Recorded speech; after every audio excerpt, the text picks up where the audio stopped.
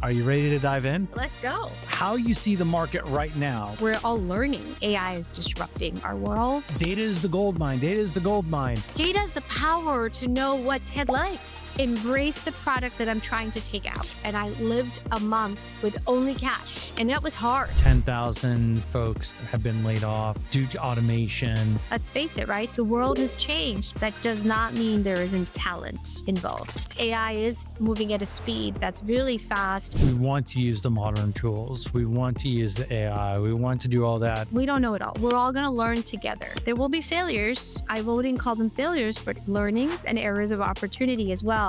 We talked about how to figure out how to solve a problem, and it looks great on paper most of the time, but it gets really messy in real life. And I have seen success come out of it and the excitement because now we're building and creating together. Operations, tech leader, and the data leader are key. Welcome to Fintech Confidential, bringing you the people, tech, and companies that change how you pay and get paid. You're building a fintech product. You want to offer digital assets, but wallets? That's the hard part. Security, compliance, key orchestration, blockchain integration? That's why fintechs, payment platforms, and custodians choose Defense. They provide wallets as a service that's API first, multi-chain by design, and secured within PC. No single point of failure. So you can launch across over 50 blockchains, automate policy controls, and stay audit ready without managing private keys. Stripe's Bridge powers crypto payments through Defense. MoonPay scales wallets securely with Defense. Sphere grew without compromising on control or compliance. Even major FIs like Fidelity, ABN AMRO, as well as custodians like Zodia and Tungsten trust Defense to power their on-chain infrastructure. Developer ready, compliance approved, production grade from day one. If you're building in payments, exchanges, OTC desks, market makers, or DeFi, Defense wallets work the way you need them to. Request your demo at fintechconfidential.com/DFNS. Defense, secure wallets built right.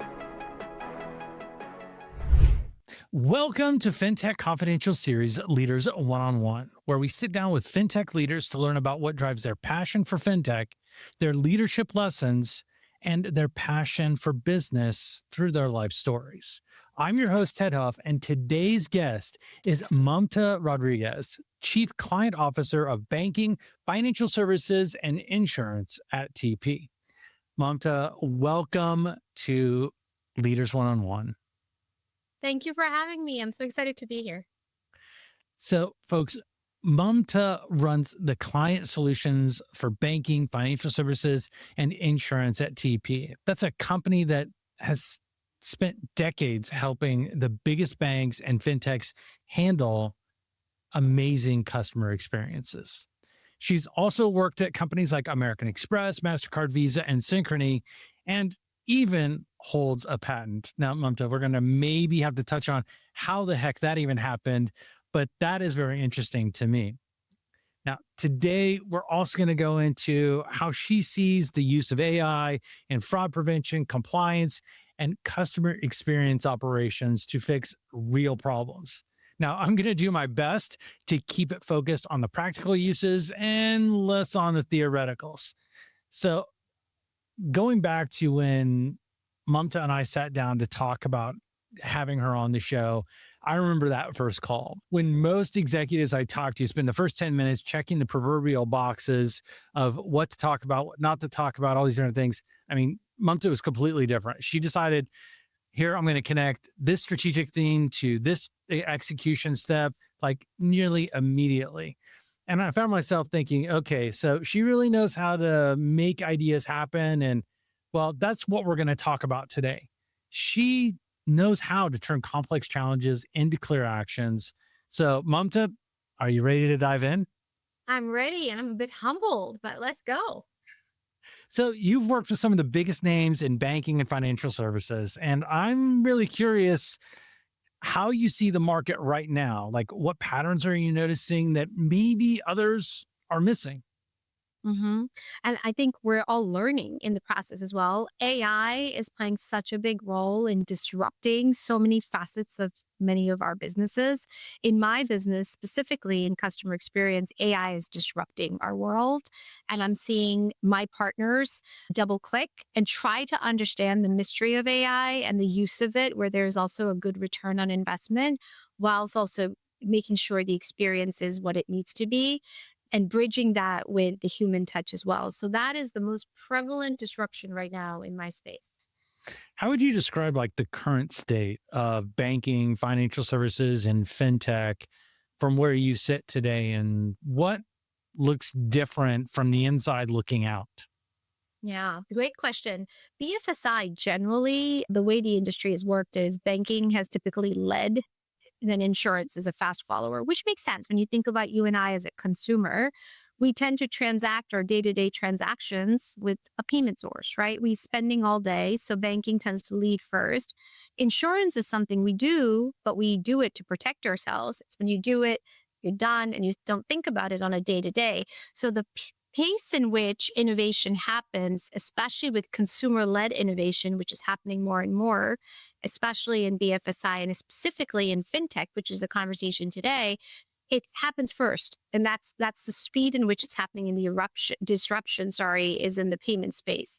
I'm seeing a lot more solutioning and innovation in fraud, mitigating fraud, predictability of fraud, arming and training the service agents, but also arming and training product leaders on how to protect from the prevalence of fraud, because the minute we catch up, the industry catches up, the fraudsters catch up faster. And so we're in this constant cycle of movement and learning when it comes to fraud. So, as you're talking about this, you're talking about fraud, the consumer side. I remember seeing, I think it was a Plaid ad.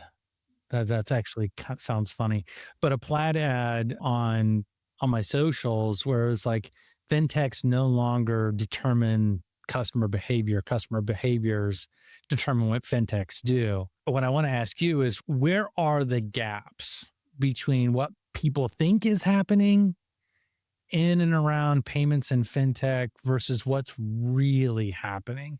And well, maybe we could dive into a specific area. That's a great question. So what people think is happening, they sometimes think is annoying because they have to do an extra security layer, a two-factor authentication, or three-factor authentication, which is really extra security when they go into Plaid. You try to make it, and it's verifying what you're doing. So what's really happening, why you have that extra security layer, is because it's verifying that it's me. It's really me. Now, that is through information about me. It's also, by the way, the use of how you use, if you're using your phone, and how you do that transaction. My touch is also being verified, depending on what layers of authentication are in there. Of course, biometrics always there, right? My phone can also be a Face ID, but there's even movement of how I touch and transact, for lack of a better description, that's being used now that consumers wouldn't think about. That, behind the scenes, the people protecting us are looking into all of those facets, and even behind the scenes of like the IP. Where are you coming from? The geocentricity. Okay, Mamta's sitting in her house in New Jersey. She's making a payment in New Jersey. We know where her phone is because it's geolocated in to that payment plumbing. Yes, it's her. So these are the behind the scenes things that are happening to prevent fraud even more. I think it's interesting as you bring up the uniqueness. I was at Money 2020 and we were talking about how Microsoft is helping companies leverage AI to understand the patterns.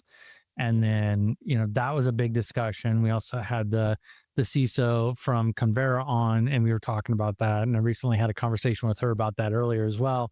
Sarah's fantastic. But one of the things that I even go back into the early episodes of Fintech Confidential, we had a group on, and I apologize, I do not remember them right now. But the whole premise behind the company was about using all of the metrics within the mobile device to determine whether it was a real person.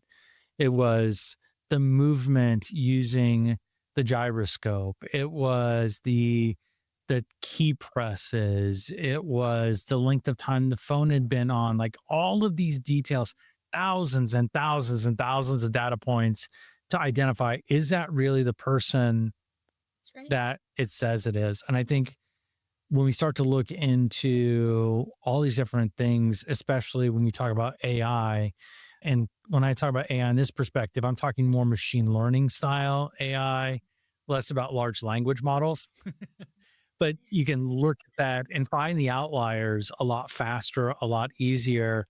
But I think the most important thing that people miss out on is that not just on fraud, but on the customer experience side of the house. You can see how they're angling their phone if they're reaching really, really hard to get to something, or if they keep going back to the same place, or they keep trying. There's so much data you can pull off of that. And after launching and building multiple mobile apps myself, I look at this and I'm like, I wish I had this level of data back in the first few, I think it was iPhone 5. Like, I wish I had that kind of data, but we didn't have it. But now it's so available. It's fantastic. So I'm off on my tangent there. Oh, no, I love it. In fact, at TP, we are double clicking and investing in data services because there's so much, to your point, of the data is there, but now there's still an opportunity for us as an industry to say, what's the so what of that data? And not just in I my, love that. my Let's go back. So what of the data? How important is that? Because we talk about data and all these different conversations I've had, like data is the gold mine, data is the gold mine. And I love your comment. It's like, so what? So help me understand like how you're forming that thought process around the so what of data. I love your question. So the so what is why it's so important is it's the personal effect. It's personalizing what you get, Ted, versus what I get at the end of the day. I grew up in payments and being a product leader. So I always think consumer, right? All my examples, as you're seeing, I'm talking about what happens to Ted or Mamta as individuals. Forget our companies and whatnot. Data is the power to know what Ted likes. Data is the power to know where he is, what he's doing, what he's in transacting with, what his buying power is. Those are the things that data allows us to do. And that is what the power of the multiple data sources now. Imagine, and we're still at the early days of this, the big we, right? And that's why we're investing in it as well at TP is imagine the power of the data to now do the analytics involved, various facets of that engagement to whether it's spend analysis for personalization or its propensity to pay back in collections, predictability of what's coming next. There's so many different facets in the big buckets that one can go after. So we start peeling that onion. Data's the power ultimately of the next generation of the marriage of the experience to AI, to data analytics, to then back to you and me and why back to the so what, why it matters. Why am I going to pay attention to it at the end of the day? Well, looking back at like your path through cards and payments and financial services, I mean, if we want to go really, really far back, I mean, you've been involved in some sort of financial for quite some time. Yeah. What patterns still shape how you look at things and how you give advice today? And maybe even like which lessons turned out to be more useful than you expected? I love that question. And you said far back. So you're dating me now, Ted. I didn't give any exact dates. Like I'm not going that far. If they want to do the research, they can. That's true. That's true. So I think one of the biggest things that has always been in the DNA is being a good product leader is understanding the product. I'll give you an example. I was working at an organization where we were taking cash out of the equation, right?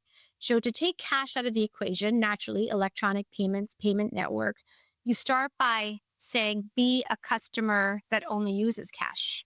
So my leader, it was like a light bulb moment, a learning moment that I've always used since then, is embrace the product that I'm trying to take out. So that was cash. And I lived a month with only cash. And that was hard. No checks, no card payments, of course. And so how do I pay bills? How do I get on a bus? This was pre-Ubers and, pre-apps as much. So how do I do any of that? But if I had to do it, I had to use cash. And so in the process that I then came back into the office and creating the product construct of now understanding the product, understanding the needs of the customer that I was going after, helped me deliver and drive the next generation of what then existed. And we blew up the space in a good way of how we've disintermediated cash out of the ecosystem. I still use that today. So at TP, when we take on clients, and we're a massive company, right? And my 500,000 people globally for the TP, we are one of the largest employers, if we take out government and whatnot, as an employer in the world. So somebody in our company has a product that they're using that we're a customer of, and that's my client now. So when somebody gets a new client, before we even get the client, to the second part of your question is understanding how that client makes revenue and what matters to them.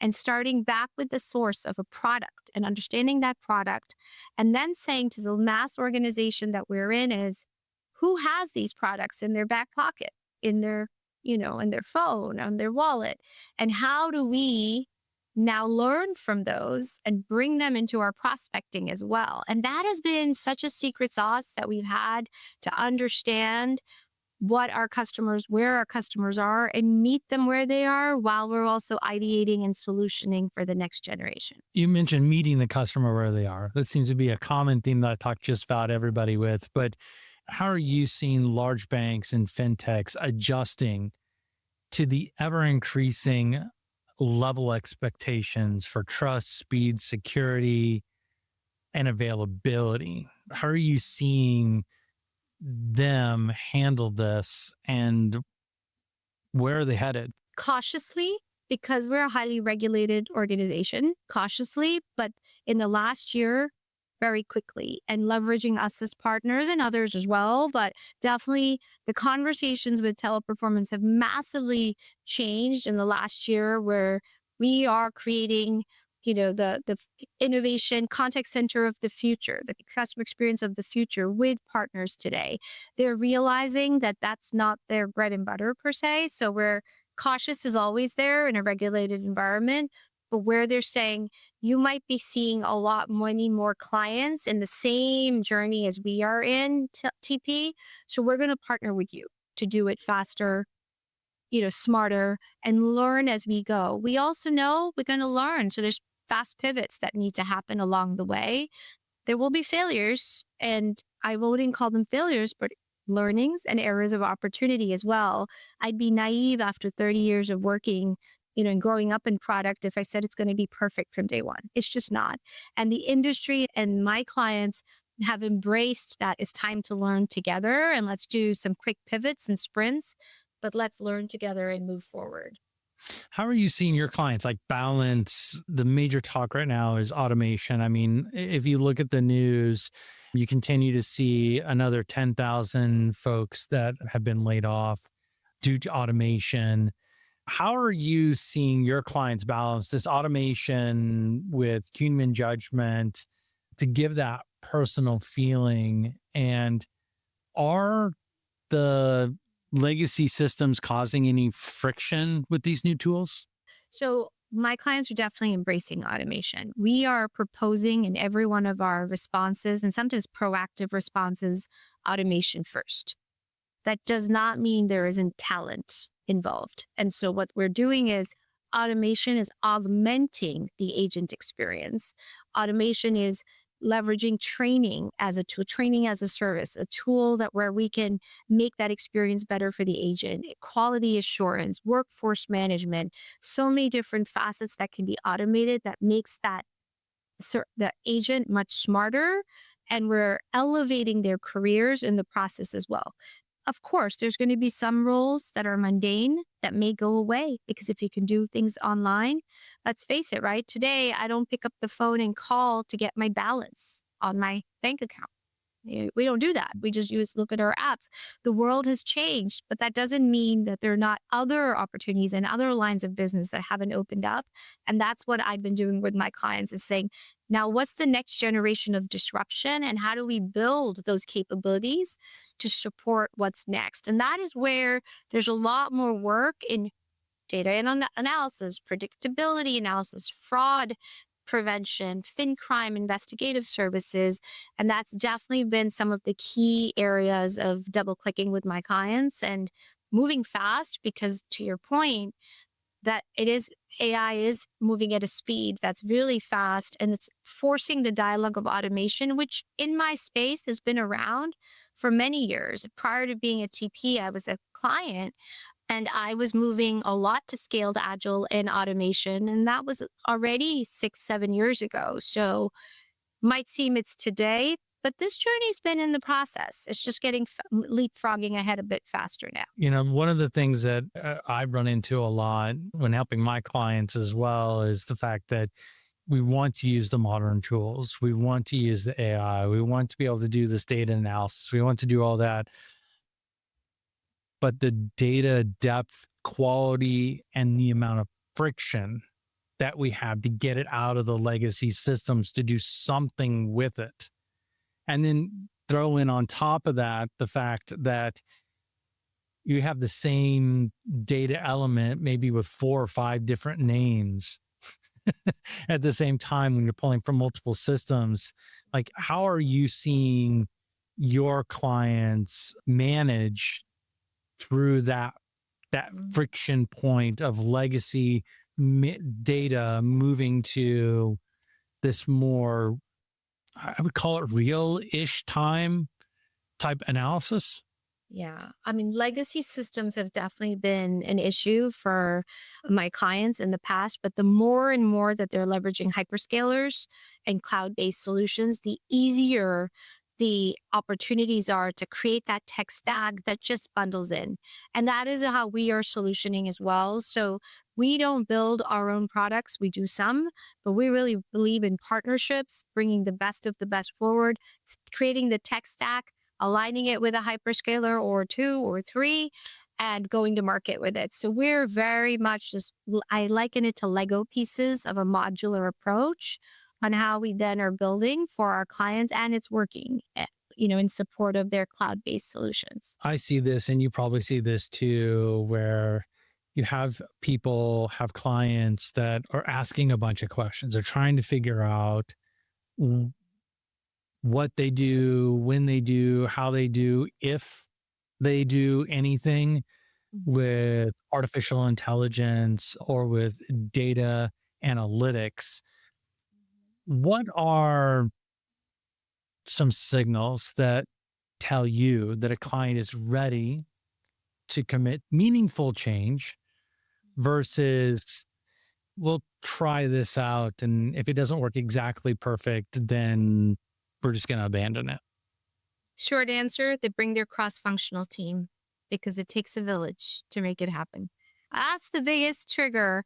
So that is when they say, we might start the journey with the customer experience leader, right? The officer. They pull in their chief product officer or the digital officer. They pull in their IT team. And those are the core. There might be others, but those are the core. And when those decision makers are in the room, that's a good dialogue because that's where all the nuances of how is this going to work with our legacy system? What controls do I need to have in place? What rules do I need to adjust? What use case are we going to have this pilot in? And what carve out are we going to do in the business to have that pilot? Those 3 decision makers, and one could say the titles are different depending on the organization, but operations, the digital leader or tech leader, IT could or could not be part of that, and the data leader are key. And you have that combination. There's many now that my Lego piece example comes into place because depending on how that day goes, and we define it as design thinking, right? We say, let's bring the right people in the room. Mm-hmm. If you give us that opportunity to come in, we on the same token, bring our right people in the room. Give us a day, give us your problem statement in advance. We'll bring the right people in the room. We'll start with one problem statement, but we could end up with 3 others and problem statements and opportunity as well. And we'll come up with a solution. Of course, in a day, it's not everything's ironed out, but if one commits to that, design think it out with a persona in mind or two. That is success. And I have seen success come out of it and the excitement because now we're building and creating together. Support provided by Skyflow.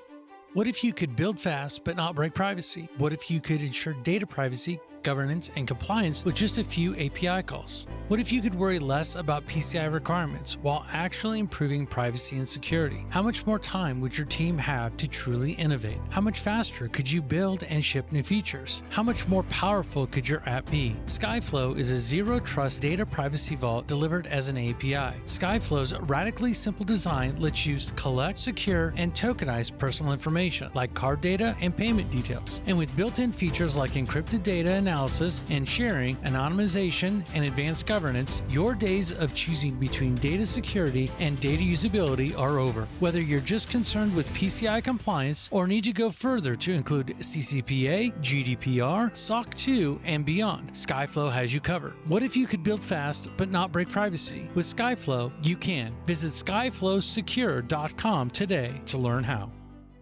It's interesting you bring that up because I've had a lot of success working with organizations that just seem to get stuck in the enhancement hamster wheel.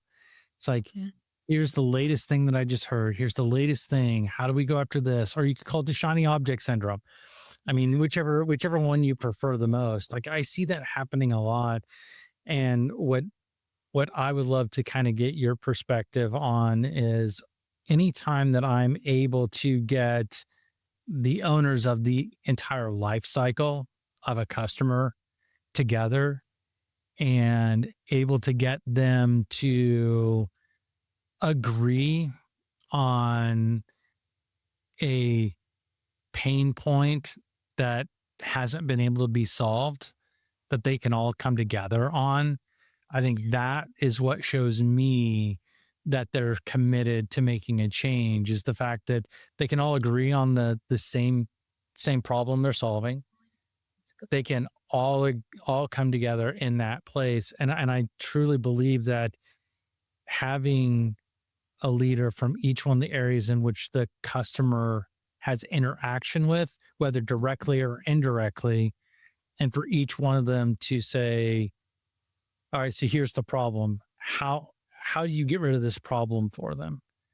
And that's another big piece that I think has been really good. But the place that always gets super complicated anytime we talk about this stuff, fraud, compliance, customer experience. I mean, we talked about how to figure out how to solve a problem, and it looks great on paper most of the time, but it gets really messy in real life. I'm curious to what you're seeing now and what patterns in the messy middle that you're starting to see. Wow, that's a big question. I mean, the patterns that I'm seeing in the messy middle. So let me peel it a little, like make it a little bite size. What I'm seeing patterns of with our clients, to your point, is an appreciation that they don't know it all. I think that's one thing as an industry. We don't know it all. We're all going to learn together.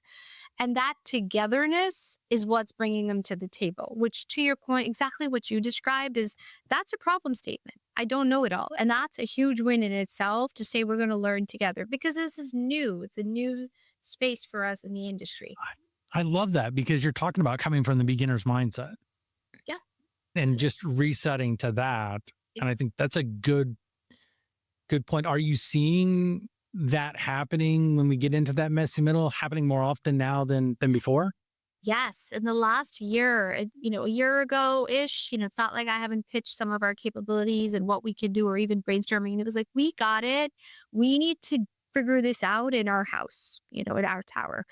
Now, more and more, it's like, we need to talk to you. You are talking to 350 clients, which are in my vertical, right? Globally, all day long. So you're learning, there's a recognition that there is more to learn from outside the house than maybe inside the house because it's a brand new space. And also the likelihood and probability that we've tested something and we know the learnings of whether it's worked or not, which they could apply in a hypothesis that they have is now in the last 12 months, I'm seeing them saying, can we have a meeting with you and get your thoughts on what the landscape looks like and, what our peer group's doing? And of course, we scrub all the logos, but a consortium model of peer group is easy for us to put together. And there's this interest and this hunger to understand what everybody else is doing. And I think that is a massive change, which I think is a good change because one could argue, well, is that going to resist competition? Competition should not be at the time of the infrastructure of massive landscape change of how AI is going to change how we interact day to day. Competition should be in the products we build in said change and how we then go compete against on that front and differentiate on that front. So right now where we're at the ecosystem layer, we got to build it together. One of the things that I hear a lot of times when I'm working with startups is I need a bigger moat. And a lot of times they think building the ecosystem or locking into a walled garden approach gives them such a bigger moat. But I see that creates additional challenges outside of just them running their business. It just trust, security, safety, all these different things. I'm curious from your perspective, what challenges are your banking and fintech clients asking you to help them with, maybe to help secure a moat or make the moat deeper? I love that. And in fact, to your point of moat for fintechs, they leverage us as their moat because we're supplier agnostic in our tech stack. They leverage us many times as a moat, and they can be nimble in their innovation in what they're servicing the clients with. And what I'm seeing, to your question, a lot more of on what's keeping them up at night of their needs is give me guidance on fraud tools across the board that can keep me efficient, but also with speed and protect me from the fraudsters. So a lot more on that front is that we're asked to double click on. Also, can you walk us through a recent situation where you guys have mixed in AI operations, customer experience to make a real big difference in fraud and compliance? Yeah, for sure. So recently we actually put into one of our existing clients and we got I'd convinced them to layer in an AI layer, which is TP.ai fab layer that we have as a blueprint to prevent and predict fraud. So two facets of it.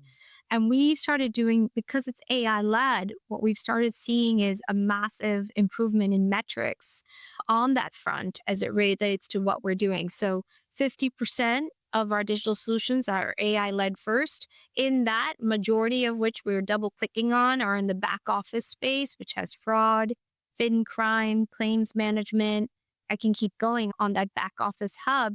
And in those examples, we're solutioning with predictable analysis that's AI led as well. So an example of collections, a simple one line of business in a multitude of my clients, whether they're pure banks, they're fintechs, buy now, pay later clients, insurance clients.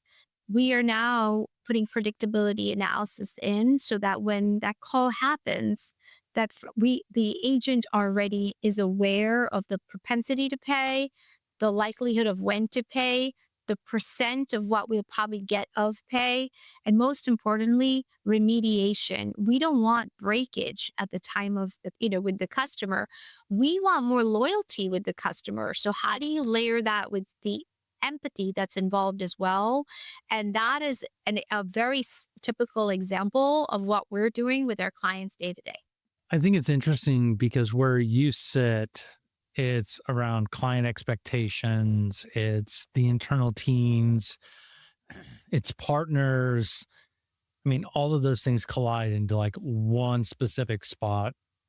And we all know technical skill helps a little bit to get the message across. But when we look at strong leadership, storytelling is really how you get it to work.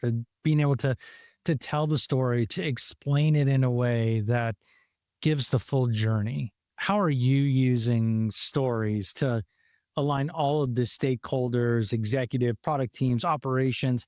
This is a complex change that you're really pitching to them. How do you manage through that, and how are you using stories to make that happen? I love the question, Ted. I think when we start a story with that, and we all grew up with stories as children, right? So everybody loves stories.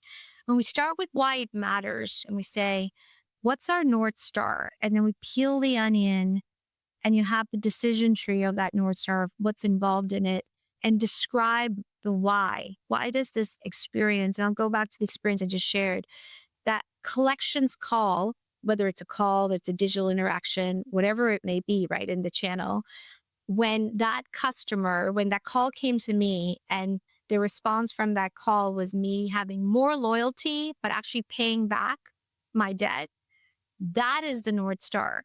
And why that matters is the cost of acquisition of a customer is so much more than breakage. So if I can save them and keep them and ensure that I've protected the customer, putting people first and go working backwards, people do business with people. And at that point, that's where that story, that's how we build the stories. Why would it matter to Mamta if she's in a collections call? How are we going to save her? And why does that matter? Because it's harder to get her back at the time of acquisition. And maybe we can have a solution for her through remediation and using our EI skills as well, not only AI skills, to work with her for a solution. And what we've seen is the outcome is increased propensity to pay, increased stickiness and loyalty to the product, expansion of lines of business of said products. So maybe they only had a mortgage, but now they want a credit card. They're consolidating funds because they have loyalty now on that space. And of course, reduced breakage as well. As I hear you tell me that story, and I start to think, why does this matter? And, I'm going back to earlier in our conversation. Why does it matter? It's interesting because every piece that you touched on was, how does that make each one of the individuals feel? How are you showing value to that the individual at the end of the action that needed to be taken or the interaction that needed to happen? How do you show that person that they're valued? Yep. How do you express to them that they're important, that they're validated throughout that whole process? And that's kind of where my brain was going through is, I think as we're explaining and delivering the messages of why we're doing it, understand what we're expecting them to feel. That's right. And for how long. And I think those pieces are that we so frequently get so stuck into, we need this outcome, this outcome, this outcome, and this outcome. And it's great to have the measurables, but the intangible feeling and emotion that is very hard to quantify has so much more lift than pure bare numbers. And all my CFO friends are just shaking their head right now as I talk about this. You talked about, when you have a client come in, they're serious, they've got the cross-functional team. I'm imagining it's the same thing within the organization at TP. What are some of the biggest lessons that you've learned from guiding cross-functional teams internally and externally? Not only that, but you've done it globally. Mm-hmm. So what are the top 3 lessons, that the most important leadership lessons you've learned by doing that? Yeah, I think people first. Meet people where they are. So as an example, I have new people that have joined me as my directs, and I'll see, what channel do you like? Are you on Viber, WhatsApp, text? Whichever one it may be, I meet them where they are.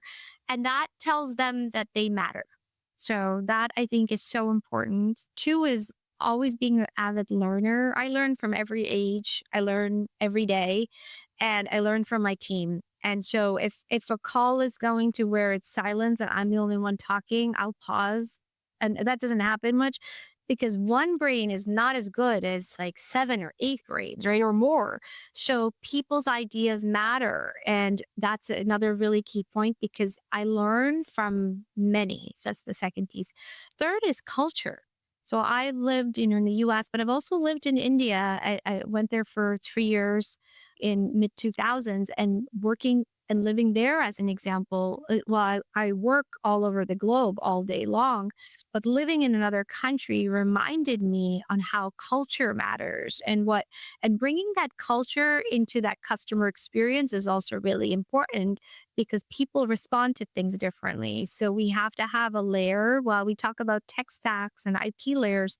There's a culture layer that plays a very important role in how you manage and engage with people as well, and the approach you take and how they respond. So those would be my three. So I cannot go an episode without doing this. But the funny part is I'm going to need to take a break just for a second because the thing I need to get is on the top shelf right over here. So just give me 1 second. Okay.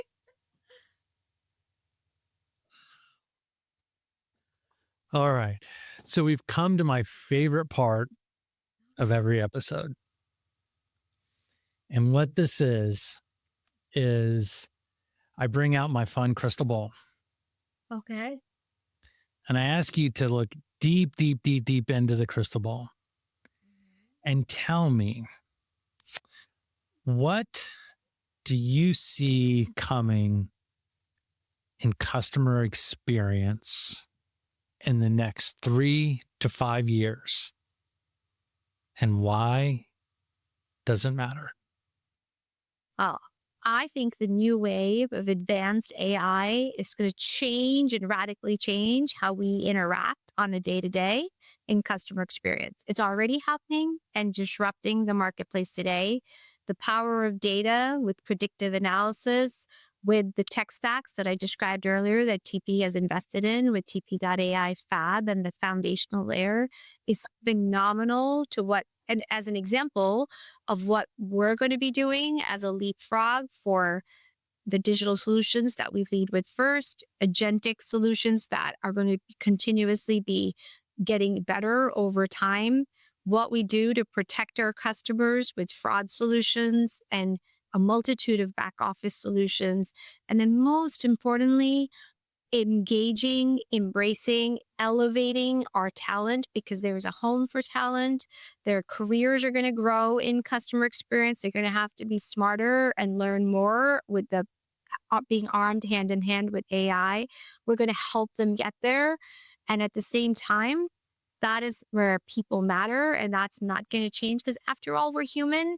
So that piece, while we can predict everything else, the human factor will always remain. And so that's my prediction. Okay, so I got 3 rapid fire follow-up questions for you, okay? First one, what should we prepare for? Disruption. What excites you the most? The people aspect and the personalization of it. And what concerns you the most? Fraud. And how if they move faster than us and how we protect ourselves. All right. Well, Mamta, I have had such a great time talking to you, but the last question of the day is that if you were to give a fintech executive or a fintech founder a piece of advice, and it was the only piece of advice they could use moving forward, what would it be? And in 1 sentence? Be comfortable with the uncomfortable. Ooh, help me understand why. Why is that so important? Because we're in a space and landscape right now that's going to change. And so being comfortable with trying something, pivoting and trying it again, learning as we go. If we believe that we know it all, we failed. It's so new. And so being comfortable with the ambiguous, partner with people that may help you reduce your uncomfort as well as smart, but comfortable with the uncomfortable with thoughtful and conscious approach is the way forward. And through that, you're going to, lead with innovation. You're going to do it thoughtfully. After all, when banks and fintechs are holding our assets, we want them to be cautious about our assets. So I like that there's regulation in that phrase, in that front for all of us as consumers, but doing that in a place with speed and ability to pivot and forgiveness as well, because we'll learn as we go. I continue to say is taking that Lego piece and breaking a couple of those pieces and not worrying that the entire tower is going to fall, but then maybe you adjust it in a different way and that new tower will perform better. And that would be what I leave you with is be okay taking that risk, be comfortable in that risk, and trust yourself and partner with those that can help you along the way.